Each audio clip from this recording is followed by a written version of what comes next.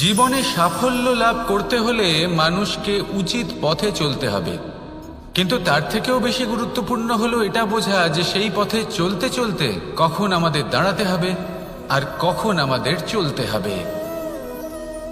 এই শিক্ষা অত্যন্ত গুরুত্বপূর্ণ। এবার দেখুন, ছোট্ট একটা কথা রয়েছে, ওকে আটকিও না, যেতে দাও। এই বাক্যের অর্থ কি? অর্থ যে কাউকে আটকিও না, যে এগোতে চাইছে তাকে এগোতে দাও, তার পথে বাধা সৃষ্টি করো না। এবার এই ছোট কথাতে এক অনুচিত স্থানে আমি দাঁড়িয়ে পড়ি। আটকাও, যেতে দিও না। এবার এর অর্থ কি হলো? যে এই ব্যক্তিকে আটকাও, তাকে জীবনে এগোতে দিও না, এর পথে বাধা সৃষ্টি করো। এবার এই ছোট কথাতে অনুচিত স্থানে যদি আমি আটকে যাই, তবে ভাবো কত পার্থক্য হলো। এই শিক্ষা কতটা গুরুত্বপূর্ণ সেটা শিখুন, আর এই শিক্ষা আমাদের জীবনে কতটা গুরুত্বপূর্ণ হতে পারে সেইটা বুঝুন। বুঝে যান, শিখে যান জীবনে কখন সামনে এগোতে হবে আর কখন থামতে হবে।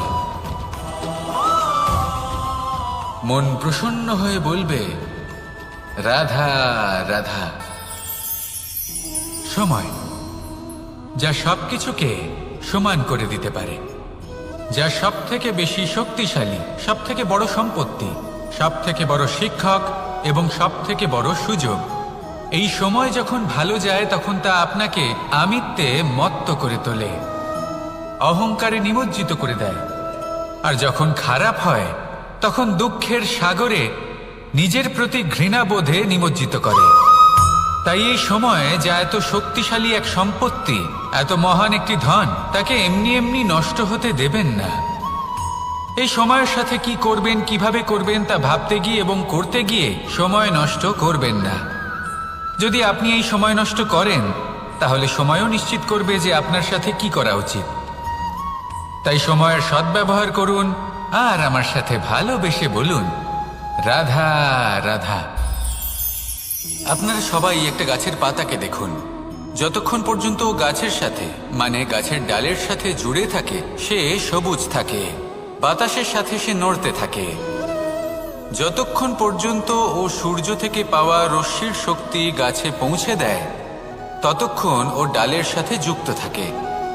কিন্তু যখন সেই পাতা শুকিয়ে যায়, তখন তার কোনো গুরুত্ব থাকে না। সেই পাতা গাছের ডালে এবং বৃক্ষের কাছে বোঝা হয়ে থেকে যায়। এবং এমন এক সময় আসে যখন সেই ডালটি শুকনো সেই পাতাকে পরিত্যাগ করে। এটাই আমরা এই প্রকৃতিতে দেখি এবং এটাই হলো সত্য। আর এটাই আমাদের জীবনে খুব বড় একটা শিক্ষা।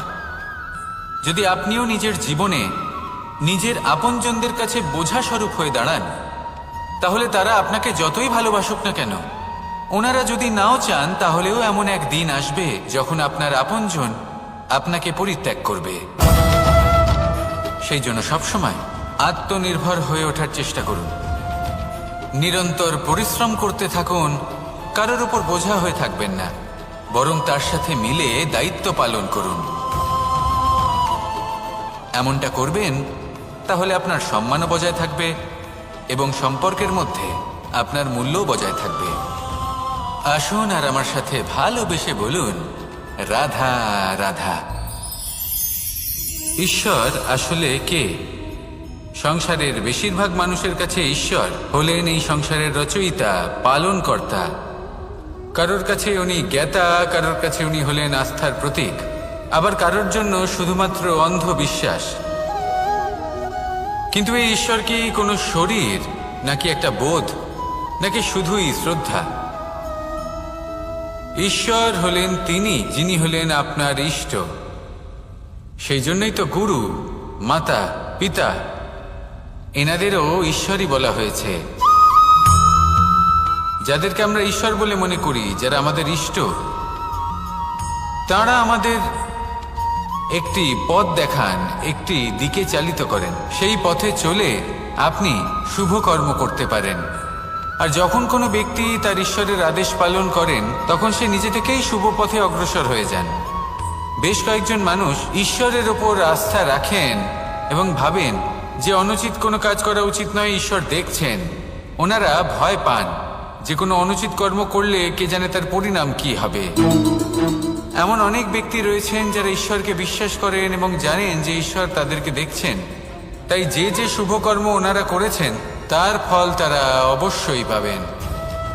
এবার আপনি ভয় পেয়ে ঈশ্বরকে বিশ্বাস করবেন নাকি বিশ্বাসের দ্বারা ঈশ্বরকে বিশ্বাস করবেন, সেই সিদ্ধান্ত আপনারই। কিন্তু হ্যাঁ, যদি আপনার মনে ঈশ্বরের জন্য কোনো স্থান থাকে, যদি আপনার কোনো ইষ্ট থাকেন, যদি আপনি কাউকে ঈশ্বর মনে করেন যার প্রত্যেক আদেশ আপনি পালন করে থাকেন, তাহলে বলি ঈশ্বর কখনো আপনাকে অনুচিত পথে চালিত করবেন না। আসুন আমার সাথে ভালোবেসে বলুন, রাধা রাধা। কথায় আছে যে স্বপ্ন এবং লক্ষ্য হলো একটি মুদ্রারই দুটি দিক। যতক্ষণ না স্বপ্ন দেখছেন ততক্ষণ বুঝবেন কি করে আপনার লক্ষ্য কি। স্বপ্ন দেখে যদি নিজের লক্ষ্য বুঝতে পারেন, সেটা পেতে চান, তবেই সেটা লাভ করতে পারবেন। কিন্তু স্বপ্ন এবং লক্ষ্য এই দুইয়ের মধ্যে একটা ভারসাম্য রয়েছে যেটা বজায় রাখা প্রয়োজনীয়। একে আমরা বলে থাকি পরিশ্রম। দেখুন, যদি আপনি স্বপ্ন দেখতে চান তাহলে পরিশ্রম ত্যাগ করে নিদ্রা লাভ প্রয়োজন। কিন্তু যদি আপনি লক্ষ্য লাভ করতে চান তাহলে আপনাকে নিদ্রা ত্যাগ করে পরিশ্রম করতে হবে। তাই আলস্য ত্যাগ করুন এবং সিদ্ধান্ত নিন যে আপনি কি চান। আপনার জীবনের এই তুলাদণ্ডে স্বপ্নের পাল্লা ভারী হওয়া প্রয়োজন নাকি লক্ষ্যের? আমার মতে এই দুইয়ের মধ্যে যদি ভারসাম্য বজায় রাখেন তবে পথ নিজে থেকেই সামনে আসবে। শুধু সেই পথে অগ্রসর হতে থাকুন এবং আমার সাথে ভালোবেসে বলুন, রাধা রাধা।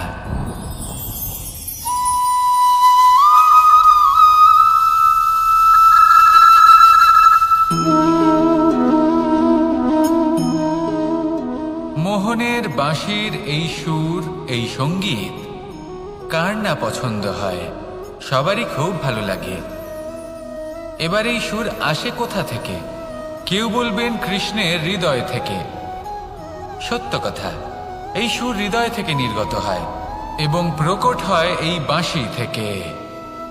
এই বাঁশিটাকে দেখুন, এই ছিদ্রগুলি দেখুন, প্রত্যেকটা সুর থেকে নিজস্ব একটা স্বর নির্গত হয়।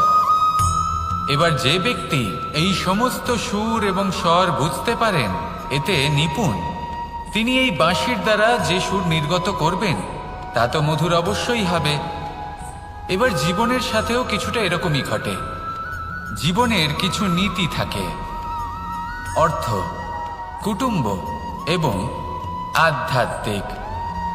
যদি জীবনের প্রত্যেকটা মুহূর্ত সুখময় হয় এরকম আপনি চান, তাহলে এই তিনটি নীতিতে আপনাকে নিপুণ হতে হবে। কোনো একটি বিশেষ নীতির প্রতি যদি আপনি বেশি ঝুঁকে পড়েন তাহলে বাকি দুই নীতি থেকে যা সুখ লাভ করা সম্ভব তা পারবেন না। ধন অর্জন করতে হবে পরিবারের জন্য, পরিবারের সুখ মনের শান্তির জন্য, মনে শান্তির প্রয়োজন মনের শুদ্ধতার জন্য। যখন এই মন শুদ্ধ হবে, জীবন শুদ্ধ হবে, পবিত্র হবে, সুন্দর হবে এবং ভালোবেসে বলবে, রাধা রাধা। আমি রথে যাত্রা করি, তাতে বারবার পথে থামি আর দেখি যে আমি অনুচিত দিকে যাচ্ছি না তো, আমি উচিত পথেই যাচ্ছি তো। কারণটা কি? কারণ হলো যাতে আমি পথভ্রষ্ট না হয়ে যাই। জীবনযাত্রাতেও এটাই প্রয়োজন। জীবনযাত্রায় ভোগ বিলাসের পথে হারিয়ে যাওয়া খুব সহজ। বারবার থেমে আপনাকে দেখতে হবে, নিজেকে কিছু প্রশ্ন করতে হবে। আমি কি আজ সেই কর্মই করছি যেটা আমি করতে চেয়েছিলাম? আমি কি আজ সেই জীবন যাপন করছি যেমন আমি যাপন করতে চেয়েছিলাম? যদি এই প্রশ্নগুলোর উত্তর হ্যাঁ হয় তাহলে এগোতে থাকুন, নয়তো থেমে যান এবং বিচরণ করুন। মনে রাখবেন, এই সংসার অত্যন্ত জটিল আর এতে হারিয়ে যাওয়া অত্যন্ত সরল। সেই জন্য নিজে থেকে বারবার থামা এবং জীবন চিন্তন করা অত্যন্ত আবশ্যক। তাহলে সেটাই করুন আর আমার সাথে ভালোবেসে বলুন, রাধা রাধা।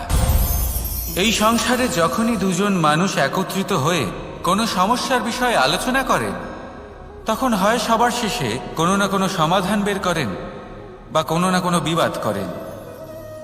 এই বিবাদ হলো মনুষ্য জীবনের সবথেকে বড় ঝামেলা, সবথেকে বড় সমস্যা। ভেবে দেখুন এই বিবাদ কেন হয়?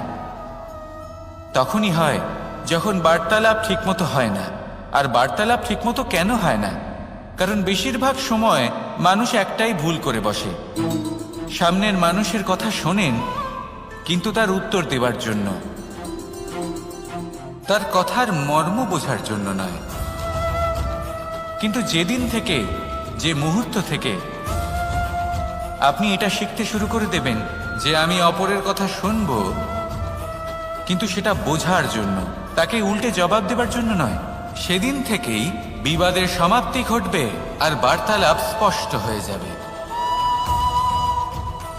দেখুন, হয় সামনের মানুষের কথা বুঝতে শিখুন বা নিজের বক্তব্য ভালোভাবে সামনের মানুষটাকে বুঝিয়ে বলুন।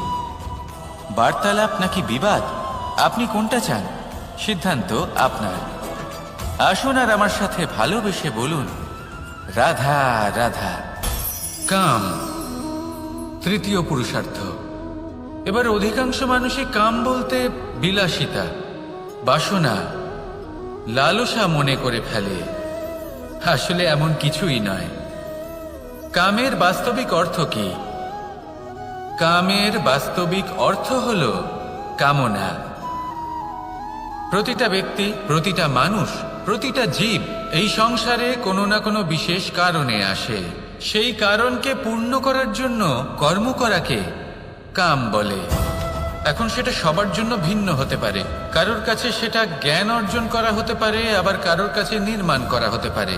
কারোর জন্য পরিবারকে সঞ্চালন করা হতে পারে, আবার কারোর জন্য এই সংসার থেকে পাপ দূর করা হতে পারে। কিন্তু সবথেকে গুরুত্বপূর্ণ হলো যে মানুষ যেন নিজের কর্ম ঠিক করে করে, সম্পূর্ণ যত্ন নিয়ে করে। তৃতীয় পুরুষার্থ মানে এই কাম। এটার অনুচিত অর্থ নিজেকে বোঝানো মানেই সমগ্র জীবনকে অর্থহীন করে দেওয়া। তাই প্রেম দ্বারা আপনার এই সংসারে আসার কারণটাকে অনুসন্ধান করুন, আর এই প্রেমের সাথেই বলুন, রাধা রাধা। প্রেম আড়াই অক্ষর, মাত্র আড়াই অক্ষরের এই শব্দ প্রেম, এর মধ্যে ত্রিলোকের এবং সমগ্র ব্রহ্মাণ্ডের বীজ নিহিত আছে। এমন কি আছে যা এই প্রেম করতে পারে না? যেখানে শক্তি এবং বিদ্যা প্রয়োগ করে আপনি কিছুই করতে পারবেন না, সেটাও প্রেম দ্বারা অর্জন করা সম্ভব। প্রেম চাইলে পাথরেও ফুল ফোটাতে পারে। প্রেম চাইলে ন্যাড়া পাহাড়ের বুক চিরে নদীপথ তৈরি করতে পারে। চাইলে নিরক্ষর ব্যক্তিকে সংসারের শ্রেষ্ঠ জ্ঞানী করে তুলতে পারে। শুধুমাত্র এই প্রেমের জন্য সবার দুষ্টু কানাই ঘনশ্যাম হয়ে উঠেছিল। শুধুমাত্র এই প্রেমের টানেই ত্রিলোকের স্বামী দ্বারকাধীশ নির্ধন সুদামার পদসেবাও করেছিলেন। এই প্রেম হলো সংসারের সবথেকে বড় শক্তি। এই সংসারের আধার হলো প্রেম। এমন কিচ্ছু নেই যা এই প্রেমের পক্ষে সম্ভব নয়। যেখানে বিদ্যা এবং শক্তি সাহায্য করতে পারে না, সেখানে এই প্রেম আপনাকে জয়ী করে দিতে পারে। তাহলে আসুন আর আমার সাথে ভালোবেসে বলুন, রাধা রাধা। আমরা যখনই কোনো যাত্রায় যাব বলে মনে করি, তখনই আমরা প্রস্তুত থাকি আসন্ন বিপদের জন্য বা সংকটের জন্য। যেমন যদি আমাদের মনে হয় যে আজকের পরিবেশ খুব ঠান্ডা হবে, তাহলে আমরা গরম বস্ত্র ধারণ করি বা সেটাকে সাথে নিয়ে যাই।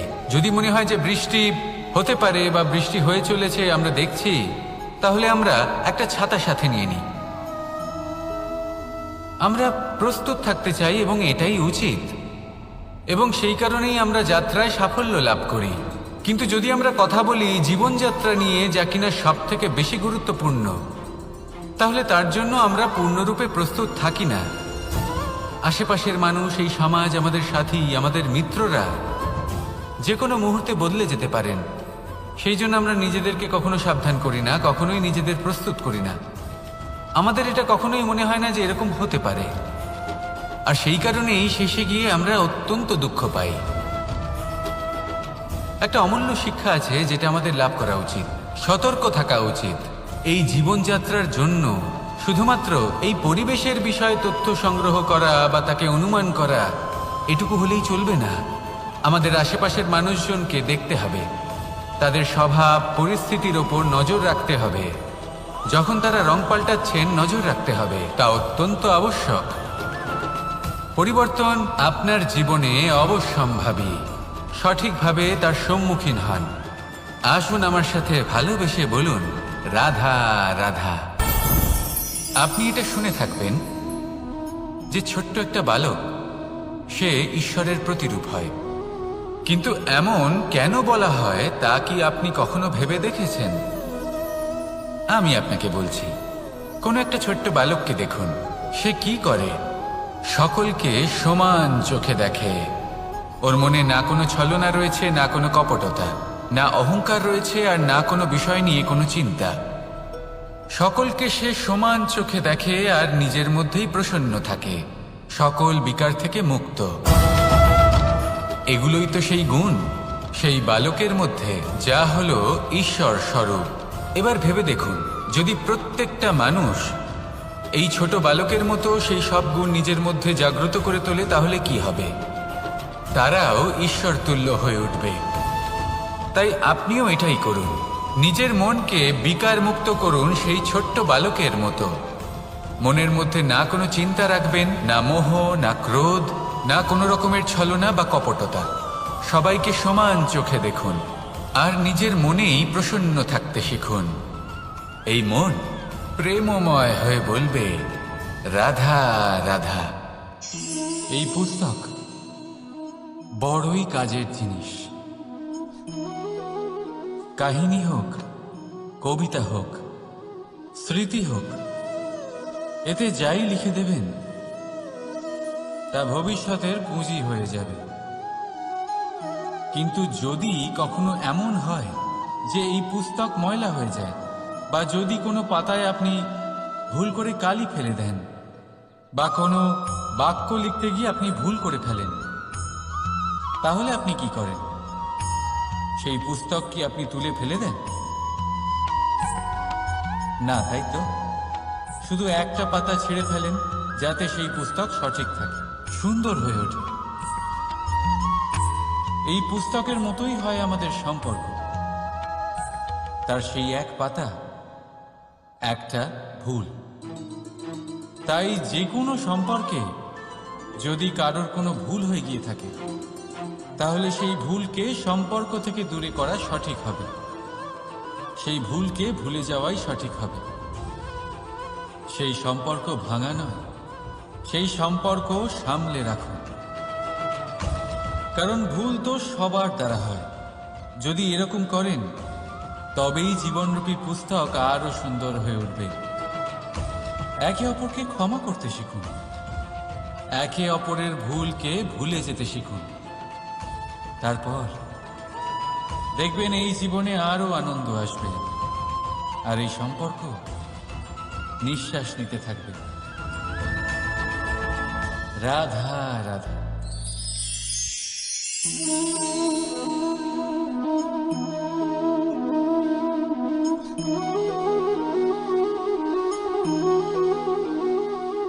আমার এই ছায়া দেখতে পাচ্ছেন আপনি? প্রকাশের স্রোত যখন মধুর আর দূরে থাকে, তখন এই ছায়া লম্বা হয়ে যায়। কিন্তু যেই প্রকাশের স্রোত মাথার উপরে চলে আসে, এই ছায়ার আকার ক্রমশ ছোট হতে থাকে, আর অন্ধকারে তো এই ছায়া বিলুপ্ত হয়ে যায়। কিছুটা এরকমই হয় আমাদের অহংকার। সুখের আগমন হলে, বৈভবের উপলব্ধিতে এটা বাড়তে থাকে। কিন্তু যেই সংকটের তাপ বেড়ে ওঠে, অহংকার ছোট হতে থাকে।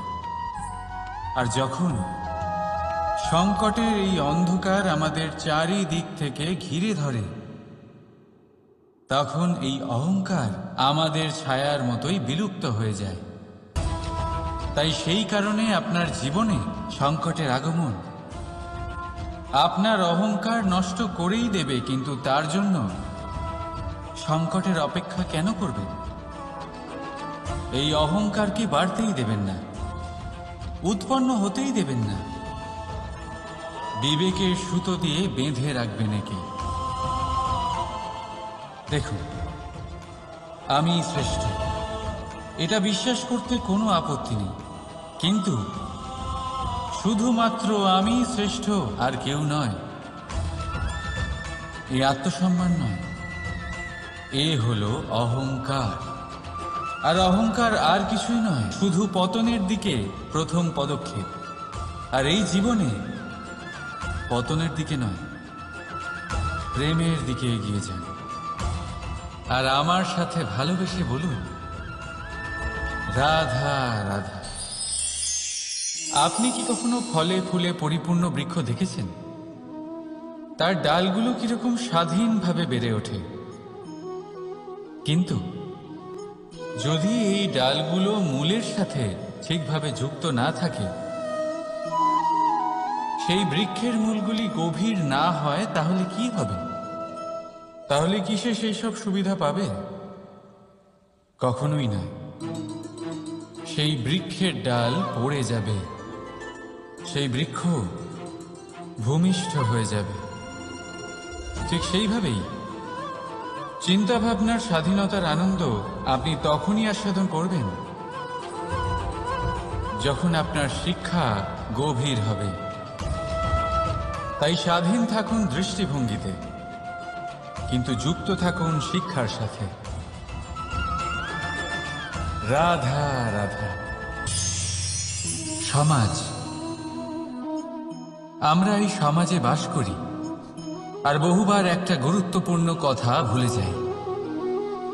এই সমাজ আমরা সকলে মিলে তৈরি করি। সমস্ত সময় কাটিয়ে দিই এইটা ভাবতে ভাবতে যে এই সমাজ কি ভাববে, আমার কি করা উচিত, আমার কি ভাবা উচিত, কি পড়া উচিত, কোনটা সঠিক কোনটা ভুল। যদি আমি এটা করি, তাহলে কয়েকজনের এটা মনে হবে না তো যে আমি খারাপ, যখন আমি তা নই? মনে ভয় উৎপন্ন হয় সেই কয়েকজন মানুষের জন্য। তার কারণ হলো আমরা আমাদের মনের কথা শুনতে পাই না, না শুনতে পারি, না বলতে পারি, আর না করতে পারি। সেই কয়েকজন মানুষের ভয় আমরা খারাপের বিরোধিতা করা ছেড়ে দিই। কিন্তু কখনো নিজেকে জিজ্ঞেস করুন, শেষ পর্যন্ত কারা এই কয়েকজন মানুষ? এই সংসারে প্রতিটি মানুষেরই নিজের আলাদা আলাদা ব্যক্তিত্ব আছে, আলাদা দৃষ্টিভঙ্গি আছে। তাই যদি আপনি এটা ভাবেন যে আপনি সবাইকে খুশি করতে পারবেন, তাহলে আপনি ভীষণ বড় ভুল করছেন।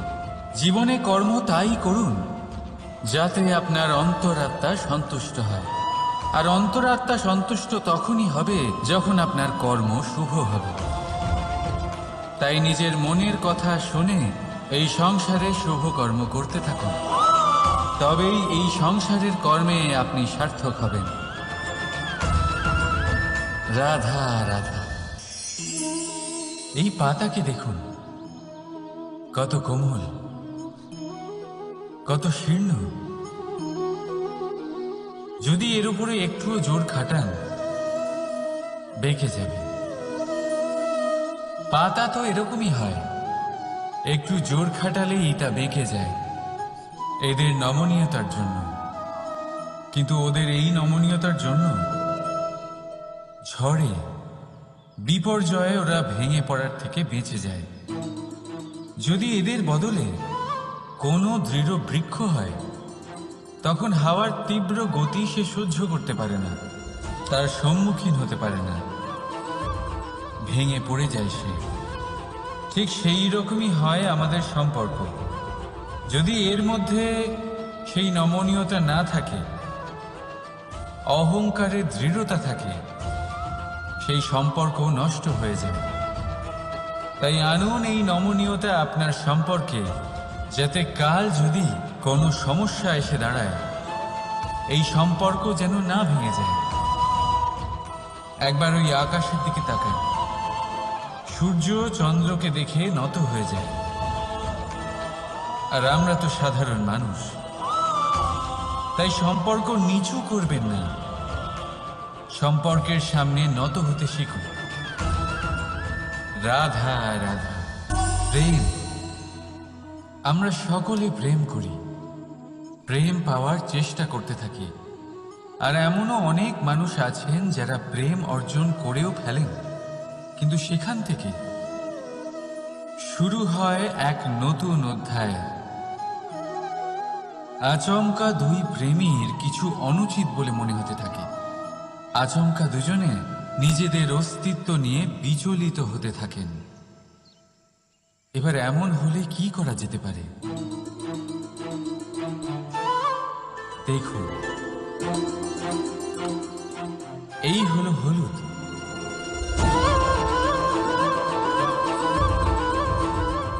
আর এই হলো চুন।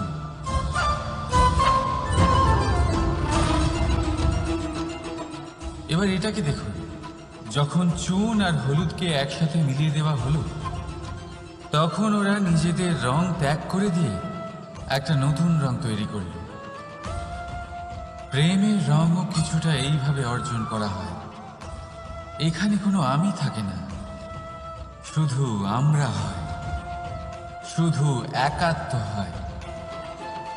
সেই জন্য ত্যাগ করুন নিজের অস্তিত্বকে, আর মনের উত্তেজনাকে আলিঙ্গন করুন। তারপর দেখুন আপনার এই প্রেম আপনাকে কোথায় কোথায় নিয়ে যায়।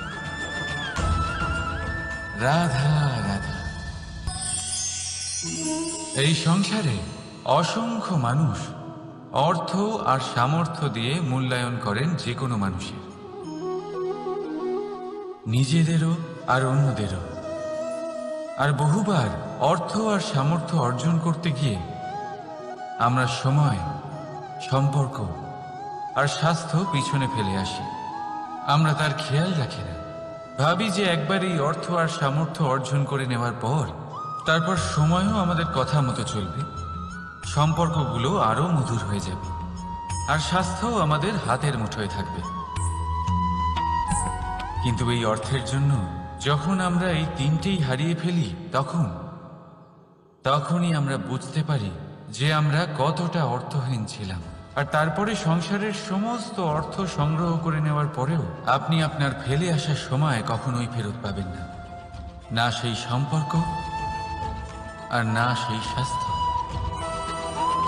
সেই জন্য এই তিনটির মূল্যই বুঝে নিতে শিখুন অনেক দেরি হয়ে যাওয়ার পূর্বে।